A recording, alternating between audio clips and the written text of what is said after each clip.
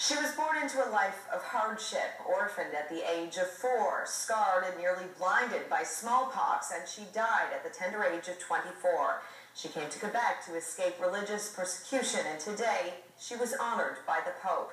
And as Scott Urquhart reports, her life as an example of how great wounds can be healed. This is the story of a great divide spanned by faith. Two cultures joined together in the old world and the new.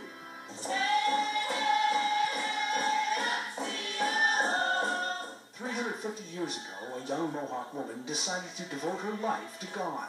The greatest wish was to know and to do what pleased God. And today, she became the first Aboriginal saint from what is now known as Canada. She did not reject her Aboriginal ancestry or heritage. She embraced it. For more than 30 years, the students of Blessed Kateri, now Saint Kateri Tekakwitha, have been praying for her canonization. They have a powerful example today that when you pray, God does answer your prayers. Across the ocean in Rome, the Pope made it official.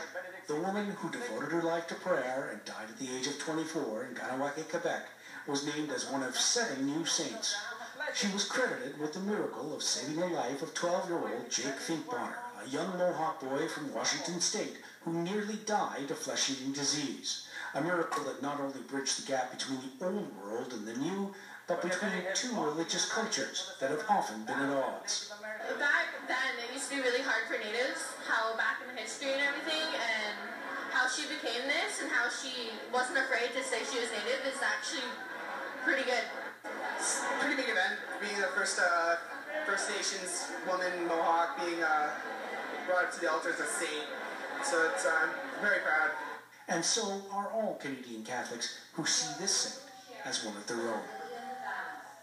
Now, Saint Kateri is revered not only here in Canada, but in the United States as well. She was born near what is now known as Albany, New York, and came to Canada to follow Jesuit missionaries into Quebec.